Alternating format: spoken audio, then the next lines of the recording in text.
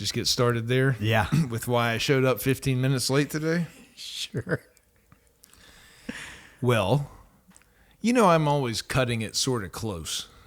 You're a roll in a little hot guy. I like to sometimes. be there, say it's 1 o'clock. I Yeah. like to be at the place like exactly 1 o'clock. Ideal maybe 12:58 or 59. Okay.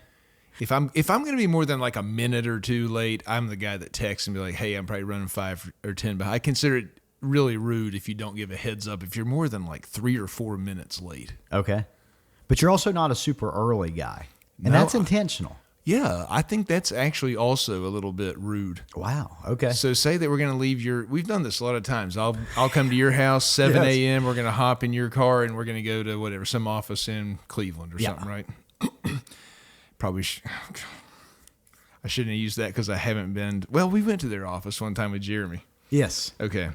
But either way, if I get to your house, because, you got stuff going on. There's kids getting up and Danielle's running around. You got to deal with the dog out. You got your morning routine going. If I say Right. I'm going to be there at 7 and I'm rolling up at 6:43, I've eaten into the last bit of time you had to kind of get ready yourself. Now you got to deal with me being there early Yeah.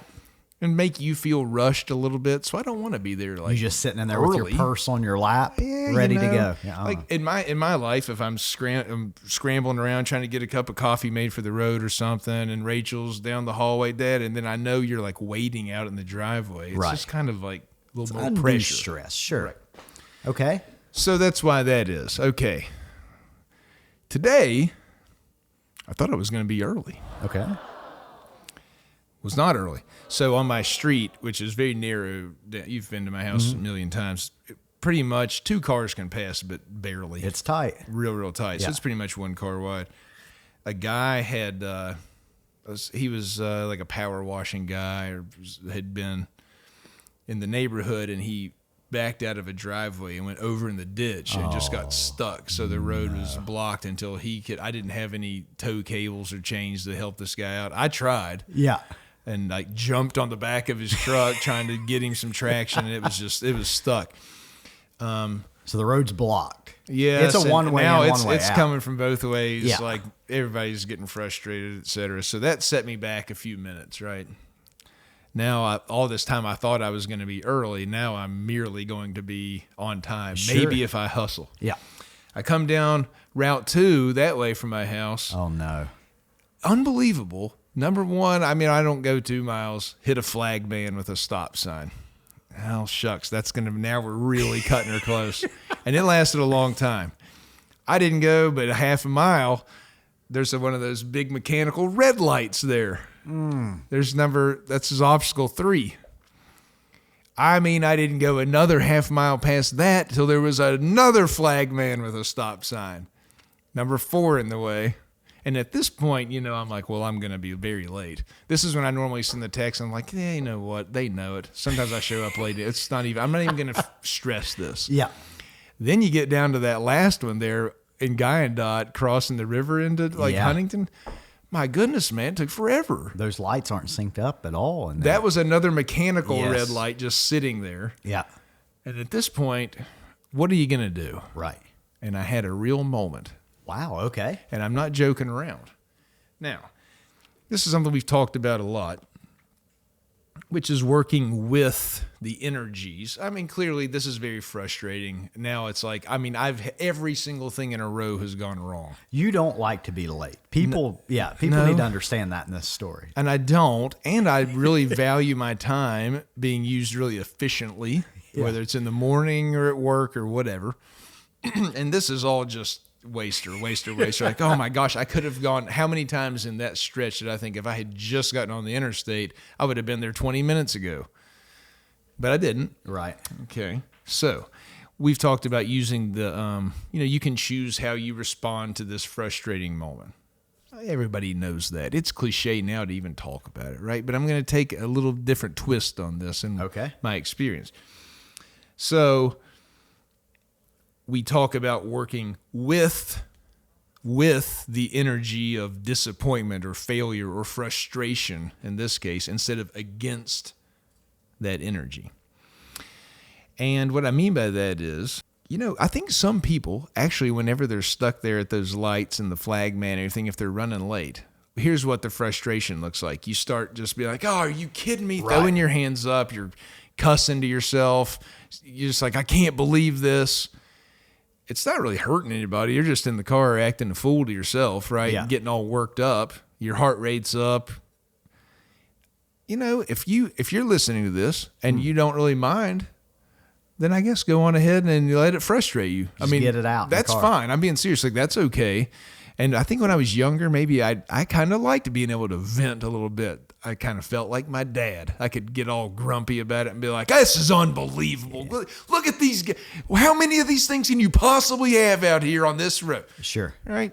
Okay. Maybe I kind of liked it. These days, I genuinely don't like that for a couple of different reasons. I would show up here with you when I finally got there, and I'd be pissy. And you all, Austin, Spencer in the room, guys, I would just be like, oh, Jeff's being moody again today.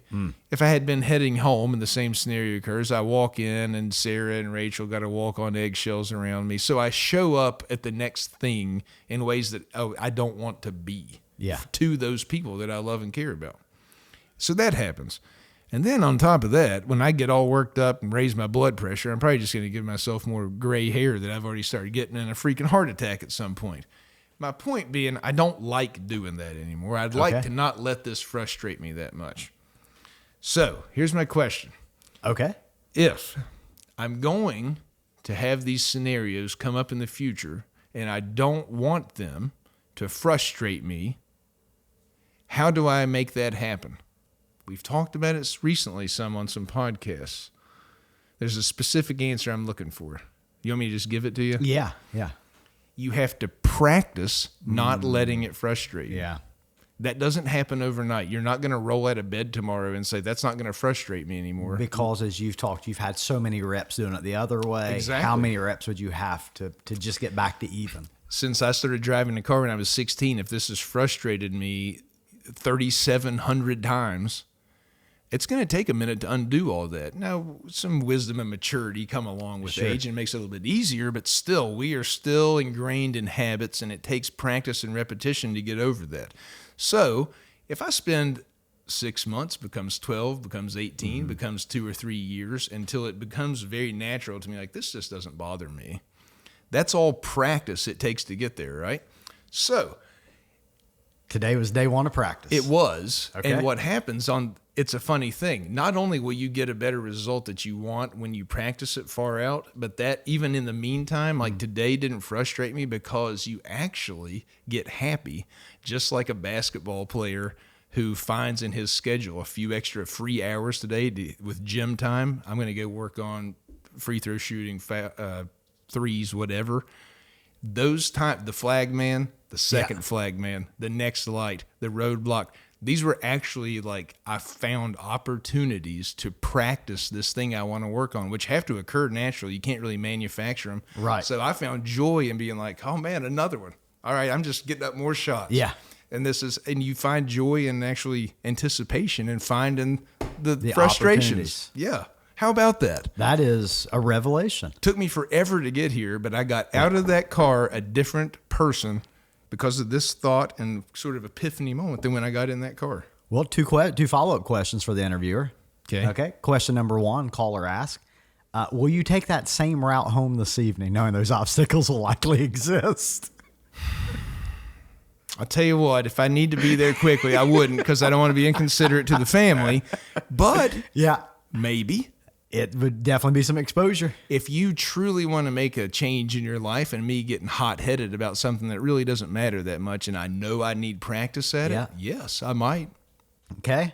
I might just drive. I might cruise up and down that road. They're like, "What is this guy trying to date one of the flag people?" Right. What is going on? Get him out of here. Yeah. Question number two, caller ask. You had mentioned that you may be channeling your dad a little bit. Yeah. In that kind of that steering wheel eruption, right? Yeah. How much of your decision to intentionally greet those frustrations with a new mindset is a result of you wanting to live your life in more peace and more productivity versus also not modeling that for Rachel? Right. What I have found is it's not so much like if that's how my mom or dad would respond, or that's how as much as like, am I setting that example for Pearson and Emma? Because every once in a while, like Danielle is notorious for, if something goes wrong, she has this kind of saying that she says. And just the other day, I heard my daughter, I mean, like a mirror image of Danielle. And, they say they're just, they repeat what they see. They're a product of their environment and stuff. Is there any consciousness to that of like, you don't want to model that for those, whether that's professionally or with Rachel as your child, you just don't want to model that behavior into the next group of people that may be following you? Yes. Okay. It's not the cause of why I want to make the change. Yeah. But it is a piece of it. I got you. So I want to become less frustrated in that moment because that's something I want to do. It isn't like I don't want to be my father. That's not the root cause of why I want to make that change. It's because I want to do X in my life. Sure. But emulating your parents' behavior will often be an obstacle to making that change. I got you. So I've seen that before. I was talking to somebody just the other day about how, and this has been, God, so embarrassing to say just in the last year probably. I come home from work, and there could have been, dude, something not a big deal. A cardboard empty box that was in the garage in the path where I walk into the house. I had seen my dad, and this is mostly an act. How much could that even possibly frustrate anybody, right? But his operating rhythm of life was to see this, start muttering profanity under his breath, and like, can't every time I come, I'm not going to say the cuss words because we're live here, but like time I come home, there's something in that. Well, I mean, can anybody pick up anything around this place? And then you go inside and you're like, can we not leave trash all over the garage? And it's a freaking box. It was probably out by the trash can and it blew over into the thing. Who knows, right? Who cares?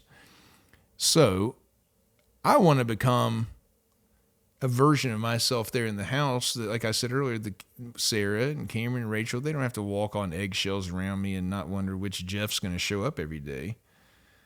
And it's not like I'm not trying to be my dad. Like I got you. He's a pretty good dad. But those behaviors will seep into where I had to make the awareness really, really present for me and just be like, dude, that's why you're doing this. You're just acting a role in life that you think is like what a man and a dad and a husband should do. It doesn't have to be. Stop. Sure. And I stopped. But that'll be practice too. Yeah. I pretty much just now have started to kind of embody that. And that's why Sarah will tell you, and she probably has told you because we hang out a lot, like, I finally can look at Jeff and be like, he's nice. She could never say that before. What a better compliment, though, to anybody. There's I think it was in the New Yorker in an article I was reading, how they put the little comics here or there, little sketches. And one of them was a dad kind of bent down talking to his son. Yeah. And he says, your job is to be the exact opposite of me. And the joke was that a generational yo-yo. So every other generation, they do the exact same thing because you swing so hard on the other thing, right? And so I'm very fortunate. My childhood, very fortunate. What it was, as I joke, Dad's very Andy Griffith-like, right? I had a great childhood. Yeah. But there were times where he'd be like, "That's not how Nick Guston would have done this." And I'm doing my best to not. Because I'm telling you, if Nick Guston here took your head off or something, and Dad's like telling us, like, I know I'm being hard on you, but not like Nick. And so then, you end up swinging back over, like, am I too soft on Pearson? Or I'm like, maybe Nick Guston needs to show up here and get this boy together. Like, do you feel like you yo-yoed away from your parents? Yes. Yeah. Yeah. Huh. So, and things that they maybe went left on, I went right. That's a non-political statement, but I got you. They, as you said yesterday, how I set up the room, you zigged when I zagged type. I can definitely see there's times where we take approaches very intentional in parenting style or response to things where I know my parents would have been the exact opposite of that. And I swear I'm only doing it out of bias for, I just didn't like the outcome when I was a kid. Like, who knows who's right or wrong, or if there is such a thing. But yeah, there's some behaviors and habits that I avoid because of. So my dad, he was his whole life like a really heavy cigarette smoker. I hated the smell of it, hated it in the house, got on my clothes. So I was turned off so much that I've never smoked in my whole life. Yeah. That stuff makes a difference. But in terms of like my mentality, the way I raise the kids, stuff in the house, I find I'm a lot like them. Actually, the values that I hold. What I wonder, and I might be really wrong, you could probably a quick Google search to tell you this.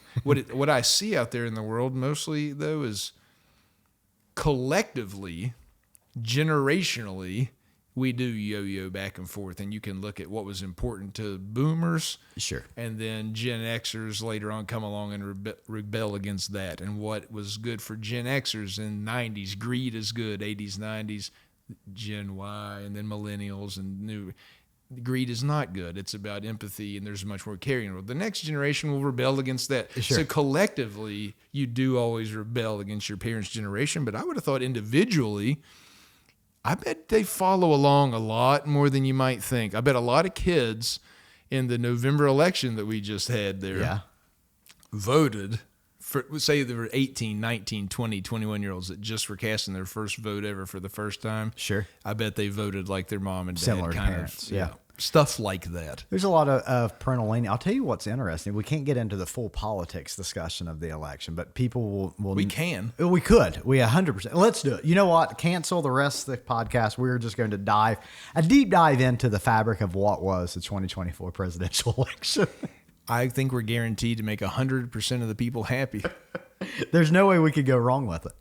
I did see a headline the other day where the Democratic Party is really talking about, well, some people inside the party just saying, have we really truly gotten out of touch with middle class, working class, and listen to the party's become too fragmented from within. Okay.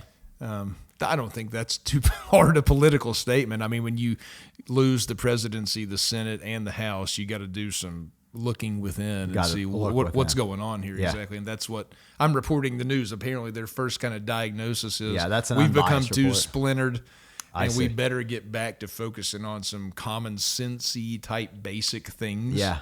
So that's sort of their first reaction to what was not a good Tuesday night in November for them. Yeah, you think on the opposite side of that, the conservative movement is looking internally, saying, "Well, what can we learn from this?" Or you think it's just all party favors and high fives? I think that this is just Jeff's guess here. My guess is that they're riding pretty high. They feel like they've got a lot of things figured out compared to their opposition. Okay. The results bared that out. And they're just thinking about how do we keep it that way. Yeah. Okay. Fair enough. The first few stories I saw after election night were really about how the Republican Party could be magnanimous in their victory instead of being gloating about it.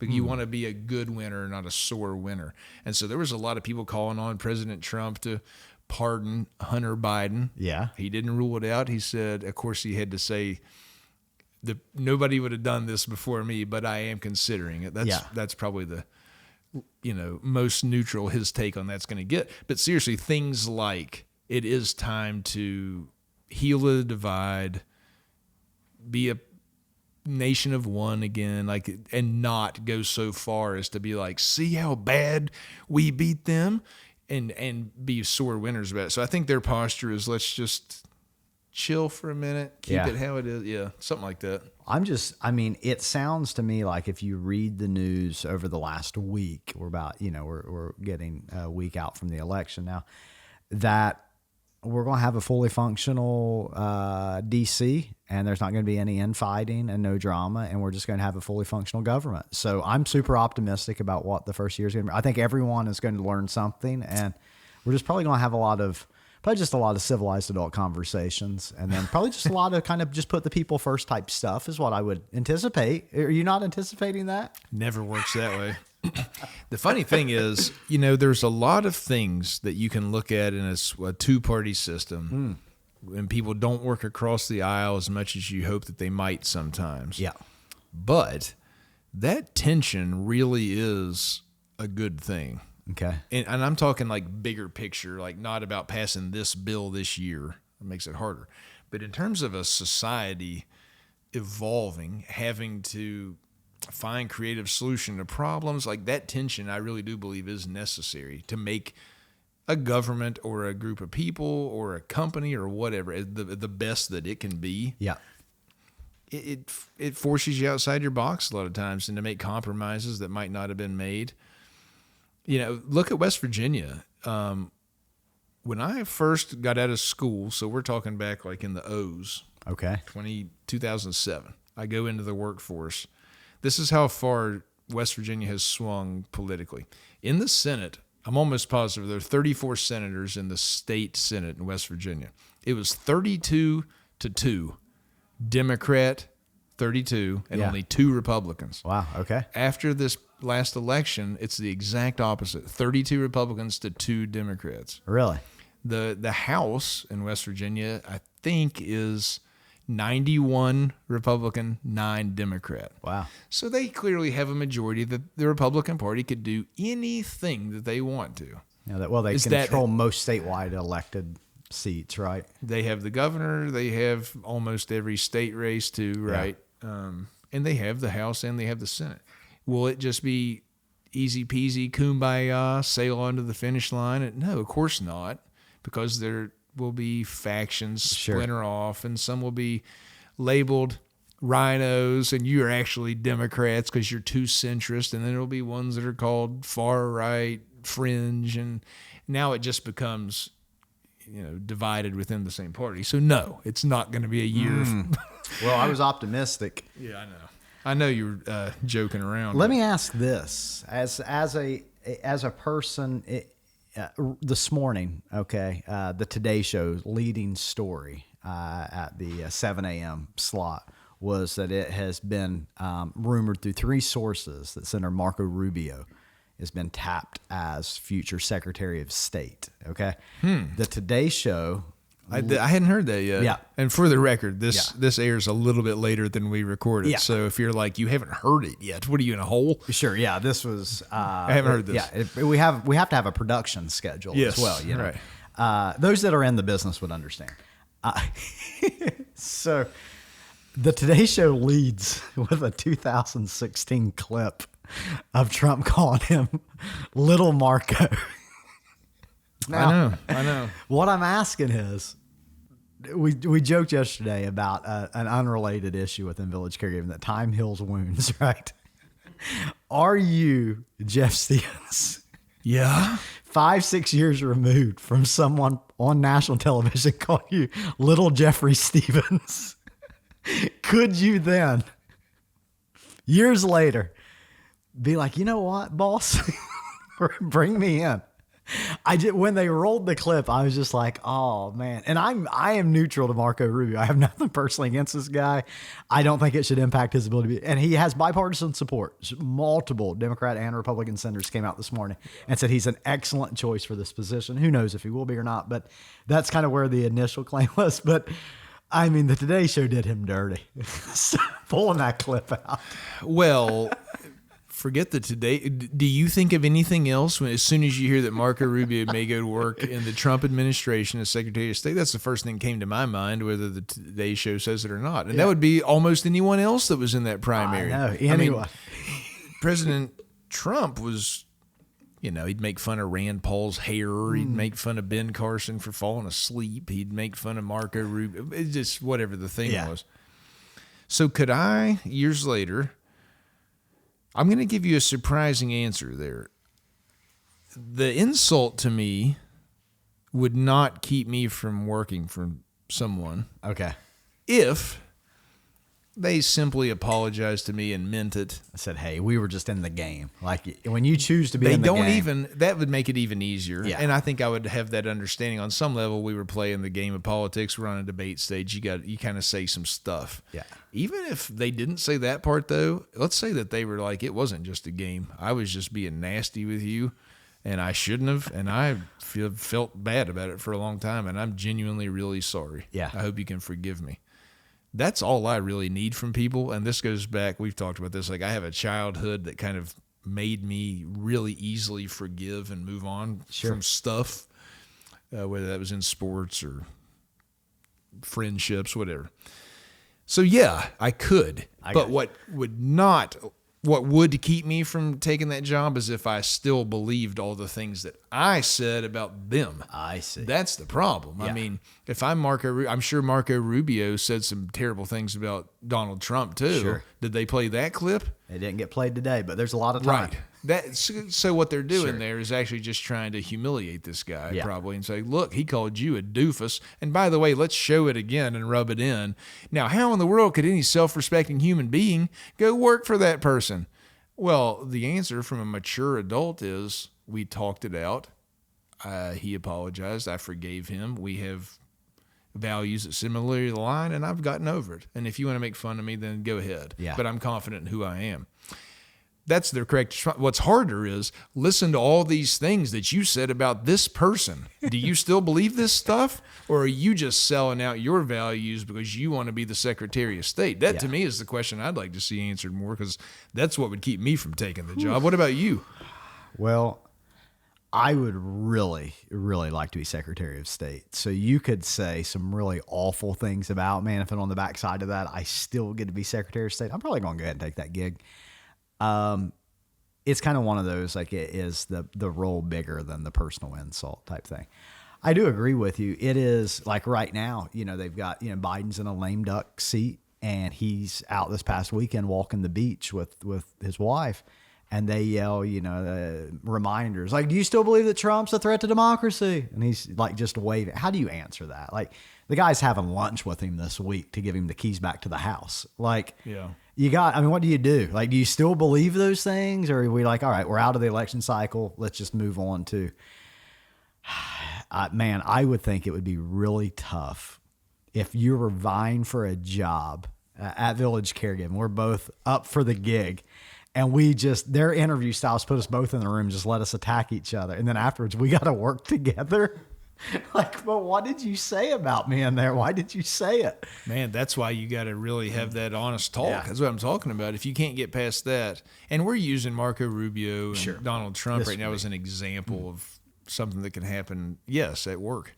So, Mr. President, if you should see this, just for the sake of the discussion, and I'm a very centrist person, which, is funny.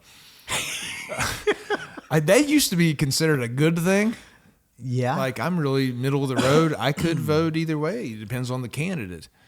And I was, what a reasonable human being that guy is. Now, I'm just the idiotic dope that can't make up his mind and pick a side, lame brain. Oof. I don't. I'm one of those true people that probably up until the last night election, they're trying to swing my vote. I don't live in a state where it mattered, but had I been in Pennsylvania or Michigan or Georgia or one of those swing states, I really see the both sides of so many issues that when I sit here and I don't have to cover up like which way I real strongly lean politically, I don't have to do that because I really am kind of in a middle lane on that stuff. We don't want to get too personal here. I was going to say, are you? But I don't want to put you in that box. Yeah, I appreciate it because Let's just go on. Well, I have to say for the viewer, I thought when I made the original joke about discussing the election that would get about 3 seconds of talk time, and then we would quickly move on because you would be like, we're not doing. But you've leaned right into this. I mean, kudos to you. That's a true testament of where you fall. I've said before, growing up, my brother, 3 years older than I am, he would just wear out Sports Center and ESPN all day, and I would have on C-SPAN and multiple cable news channels. C-SPAN. Now, you didn't even say like headline news. You're watching C-SPAN. I would watch quorum calls, House proceedings. Woo. Yes, that's why the other day when we were in a meeting and you played a sports video in there. A couple of the guys joked with me and was like, "Now that was basketball." Okay, that's how disrespectful they are to me about my sports knowledge. But get me going on an election, and I am all in. You have pretty good sports knowledge compared to lots of guys. I've had to intentionally learn that. Like, honestly, like I had to. I've never been that's why like there's a gap in my sports knowledge. I'm a Browns fan, right? I'm not a historic Browns fan. Yeah. I could talk to you about mid-90s NASCAR for quite a while, and given my accent, I should. I fit I don't know why people always laugh at that. Hey, Rachel Brinkmeyer said that you had no accent. Yeah. And got me zinged pretty hard, which was awesome fun. I people are like, man, that was kind of awkward. I'm like, couldn't care. I do sound like that. Look, I'm Anyways, gonna give a little piece of the magic away here real quick. All right. okay. We tell anyone that's been on the podcast, we tell them like, hey, don't guard your words so much that you won't answer questions on this podcast. If you absolutely say something so insane it can't go there, they do have some ability to clip that out. Like it is very, very limited on editing. And especially if someone came on here and said, hey, like Village Caregiving isn't a great place to work, we're not editing that. Like we give people free reign to be honest on this podcast. But if they say like, something awful about their neighbor and they worry that's going to get out, we can work on that. But you do have, we always review the podcast and you do have an opportunity. You could have, if there was, when your accent was made fun of or whatever, you let that episode go straight to air. I don't think we embrace. There was zero edits on that podcast, which I thought was awesome. Rachel did awesome. Even going back and listening to it, I think she did Garth Brooks as well as Garth Brooks does Garth Brooks. She was fantastic. Phenomenal. What a great guest. Could you imagine what level of respect you would have for me if I had edited that out? I mean, not that I even cared, but like, whose ego is so fragile and sensitive that I can't be made fun of sometimes? Good grief. Yeah. Anyway. Well, that's all I plan to do today. You had to intentionally sort of level up your sports knowledge because of, pressure from colleagues in a workplace to judge you as weird or think about the old business development meeting when it used to be in Corey's office, right? We started that meeting with like sports on, and people would talk about the game last night. Well, the first 10 minutes of the meeting, I wouldn't have anything to contribute because I didn't watch any games that weekend. I'm like, are they ever going to talk about what happened in the house this weekend? Weirdly enough, we didn't. So there's that. I'll tell you what was funny was the other day, Emma came downstairs. I have a recliner. I'm watching football Sunday afternoon. And I hear Danielle go, Emma, where's your dad at? She's like all the other dads watching football. Which it was like a badge of honor for me. I'm like, yeah, but anyways. You're right. I've gone back and forth lots of times in my life about like the value of sports in America. And do I even care about this? Do I like it? Is it a waste of my time? Because I think about my time a lot. I like to be very productive, and learning is one of my 5 very core values. I'm not doing a lot of learning while I'm watching the Bills game. I see. Could this time be better spent some other way? And I'm open-minded both ways about it enough to where someone that, say you have zero interest in sports, great. I think that makes you more interesting. And what are you interested in? Whether that's C-SPAN or otherwise. There's a lot of better things you could be spending your time with as long as it's filling up your cup.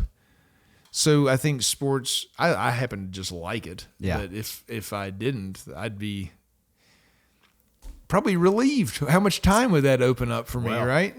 I will say that. But I just like it, and I can't help it. But it does do some cool things. For me, if you're familiar with, Stephen Covey's 7 Habits, the 7th one, sharpen the saw, and normally that's more like a week vacation. That means you go away and you recharge the batteries and come back so you can practice the other 6 habits. But sports is kind of like a miniature version of that. It's some renewal practice that takes your mind off the world for a little bit. And I do like the aspect of it that it kind of brings communities together, and they can rally around a team. Yeah. Huntington here will cheer for the Herd on Saturday in a football game, but 30,000 people don't gather around to cheer for Village Caregiving. It's just different. It's still a thing so it's just different that way. And then whenever especially I'll go up to Vermont, and Sarah, her stepmother's parents live there, and all her sisters, and I'll see like her grandmother, Beverly, sitting on the couch, and we'll watch the Red Sox game together. And she's so in on this, and she still cares so much. It's moments like that where I'm like, there's something going on here that means something to human beings, like a loyalty thing. Yeah. And just, connection to the community, or maybe your parents that love that team, or something special about it that's kind of cool. Sure. So I value that part of it. But if somebody told me like, yeah, I hate sports, I don't ever watch it, I'd be like, yeah, good for you. You get it. Yeah. Interesting. And you've done a lot of international sports events as well, right? You've A caught few. some soccer World matches. Cup once. Yeah. Yeah, some soccer. I guess, well, tennis. A lot of tennis. Yeah. Yeah, I'm a weird universal thing, sports right? fan too, Yeah. man. Like everybody around here would just be basketball, football, pretty much, baseball. I like weirder. Yeah. Like who goes to tennis matches on the other side of the world? Nobody. Well, Nobody. I know one other person.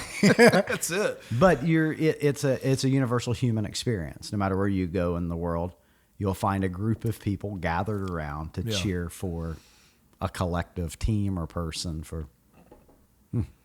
Well, if you had to try to bone up your sports knowledge, you did a good job. Hey, thanks. I appreciate that. I heard some guy on TV the other day, and it actually was striking to me how little that this male American knew about sports. You should have known more than this guy by pure accident. Just stumbling into Dude, I'm things, talking yeah. about, I don't remember who it was. I wish I could, but it was like the level of saying like Tom Brady. Like, who is that now? I was like, good grief. Yeah, guy really doesn't know sports. Yeah. Well, I'll tell you, since we last really saw each other, especially here in the studio, we've been to the other side of the United States. We were recently in Seattle on behalf of Village Caregiving. Mm-hmm. We didn't just go there for the original Starbucks. It was a good trip, wasn't it? It was a great trip. We had there were 10 folks from Village Caregiving that traveled out, right? Yep. And we went out for the National Home Care Association conference was held in Seattle this year, right? And that was a great event. But also we kind of went as a team building exercise, right? Some folks from the home office went out. We caught a Bills game. That was really cool. We went up in the Space Needle. Yep. Danielle and Sarah decided to be dangerous and lay on the glass like crazy people. I stayed very close to the center. Yeah. We were Very close to the center. yeah, that's where I live my life. We did a lot of touristy stuff, which we normally don't. No, you guys We've traveled don't. a lot. Yeah. Yeah, we did every tourist. Remember, we also got yelled at when we were riding our scooters around town. You know, those people exist in every city, no matter where you go. You got the non-law enforcement rule enforcers. The hall monitors Yeah. of Seattle were out. That lady dang near chased us into a parking lot to tell us that we shouldn't be on the sidewalk. And she was very sweet about it Well, clearly she's right, but it was a place where you didn't have much of a choice at the moment. Like, Yeah. cut us some slack. But she's the kind of person, I'm not trying to be mean, hope you never see this, but you probably go around the world looking for opportunities like this just to get on people. Yeah. Is it necessary? Yeah. I will say we were right back on those sidewalks, most Ricky ticks. So she didn't have a lasting impact on me. But we had a great time. Sarah caught the fish. At the fish market. Yeah, she was down at the fish market. They said, in case you ever go there, what was it? Pike's Place Fish Market, right?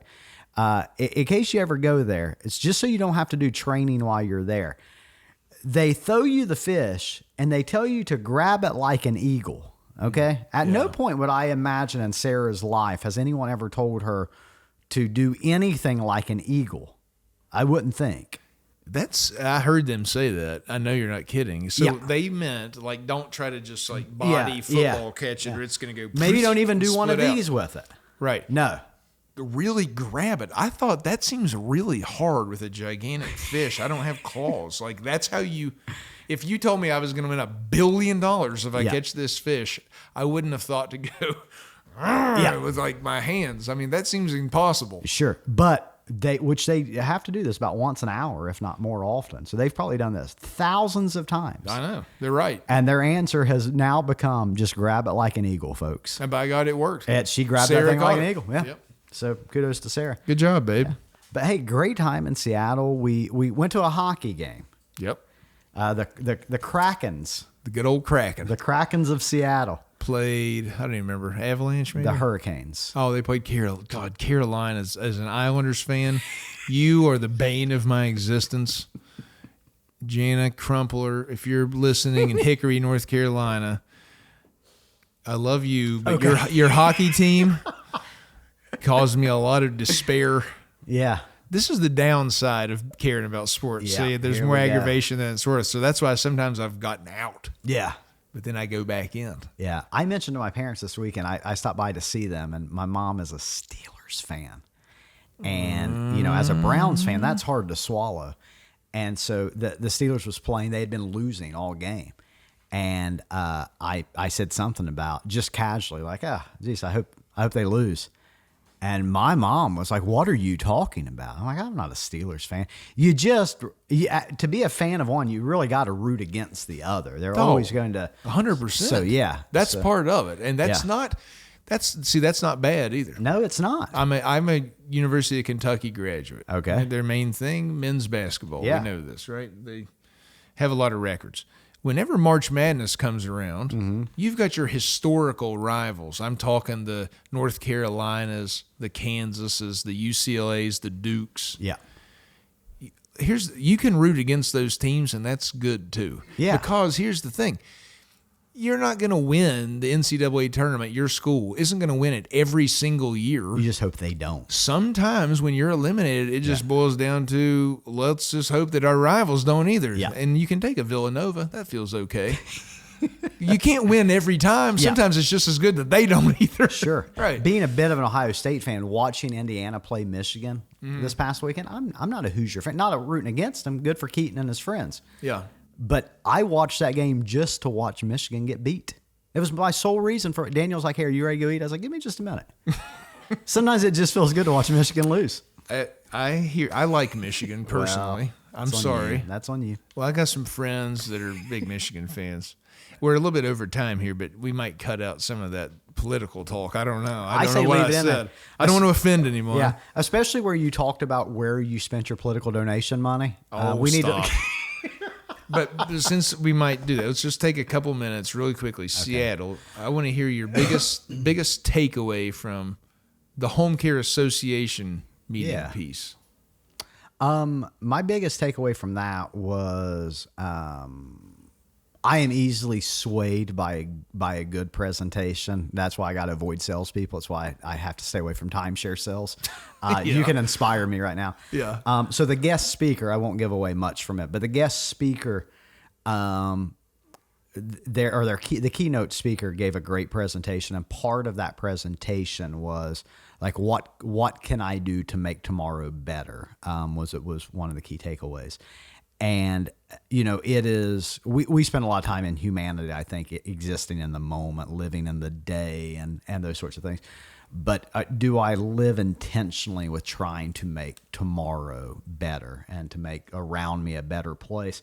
And I almost, I wouldn't say like I wouldn't call it like a New Year's resolution as much because it happened in October. But just in best practice, I caught myself just this past weekend. I had an opportunity to clean up my leaves in my yard or clean up my leaves and my neighbor's leaves. And so and she came out and was like, well, you don't do that. I'm like, no, seriously don't. And I wasn't doing it for any reason except just like, I could do that. I'm physically capable of doing it. I have the time to do it. I've already got all the equipment out. I'll just clean up her leaves. Wasn't looking for any reason. And had she not seen me, I wouldn't even said anything at all. But it was just, I'm trying to be more intentional by that. So that speaker inspired you to have that thought that honestly, day. I'm pretty certain I wouldn't have done that. I mean, I've done things to help her in the past, but like just in that moment, I don't like cleaning up leaves. I don't even have a tree that puts off leaves in my yard. So that's the thing. Yeah. It's just where I live. But so I thought you had one, it fell through your house. Yeah, it destroyed the front of my house. So as you can imagine, I'm not a big fan of leaves right now. It robbed me of a porch for a couple months. So that was a big takeaway from that. Well, can we reveal that speaker, John O'Leary? Yeah. We liked him so much that he's going to come to our annual meeting in Orlando and speak at our conference too. I heard, so I'm excited about that. Yeah, he's going to be awesome.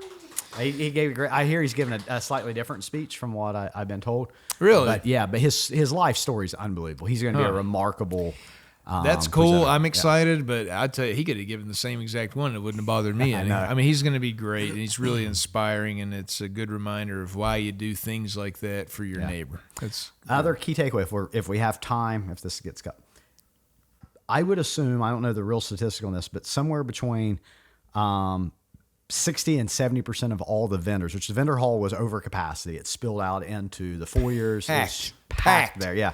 And this was a 1,000-person conference. It was a huge deal. The who's who of home care was in that space that day. And probably, I would guess 60, 70% of the vendors there were tech-based vendors. Whether that was through AI, whether that was through CRM systems or through payroll processing.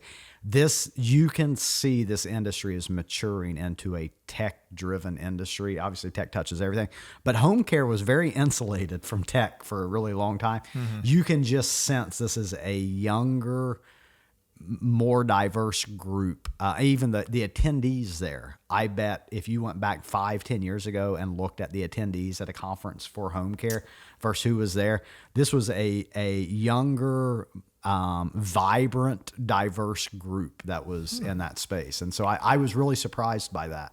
That's a really good observation. You're right. I hadn't paid that much attention to it. Yeah. What was yours? Hell, I've been to 3 or 4 of them now, so I wasn't really surprised by much. Yeah, I guess just that the association continues to really grow and thrive. It just backs up the whole narrative that we've always heard, which is that home care, the industry, is going to become more and more and more prevalent in this nation, and we need to ramp up all the efforts to educate, increase awareness around the fact that this exists as a career opportunity and all that type of stuff, because, man, that conference, it was gigantic. Yeah. And it's bigger than it was when I first started going. Yeah, that's what they said. Yeah, every year it set a new record. They beat last year's. Right. So, They're not struggling to get people to come. That was just like, wow. Did you see any other home care agencies there that you think were better than us? You know, I didn't. There was a lot of franchise models there, and a lot of, as we've talked about before, a lot in the home care space experienced the same challenges. But when I listened to how many of them, we would go to breakout sessions, and there would be these Q&As, and when I would hear how they were solving things, what their mindset was in their model, you sometimes you leave a church conference as a kid and you're like, man, I wish I went to that church instead. Like they really, they've got, better music, or they do more stuff, or they own an ice skating rink, right? I didn't leave there with any jealousy or envy. I just left with a lot of pride and thankfulness that Village Caregiving is who I was there representing. I mean, there was things to be learned there, don't get me wrong, but I feel like we were setting the standard. I don't mean that in an arrogant way. But yeah, I felt like we were either at the level or exceeding the level of the folks that I met there. Yeah, based on some of the comments and questions. Well, I asked that. It is really nice to have a shared experience, and then we'll wrap up. But with our competitors, who I don't view as that way, I think that lots of companies do lots of great work and good for them. The whole country needs it. So it's nice to have shared experiences about the challenges of the job or the most rewarding parts. That's cool. But it does remind you how worthy we are of the growth that we've had and what our vision is for the future. We have really ambitious goals. And when you're in a setting where you throw us together with 100 other of your biggest competitors, right. I guess you'd call it that. Again, I don't feel that way, but you can't help but kind of size yourself up a little bit. Sure. And it reminds me of things that I've said before on one of those calls where I looked at everybody, and this is the whole company's staff Zoom. And I want everybody at Village Caring to believe that you are good enough and worthy to achieve all of these huge goals that we have. And when I say this to you on this call, and I'm sitting in the CEO seat, I'm not better than anyone on this call right now, but there's no one also better than me on this call right now. And out there with our competitors and at the meeting we just got back from, we're not better than anybody else here, but there's no one else here better than us either. Sure.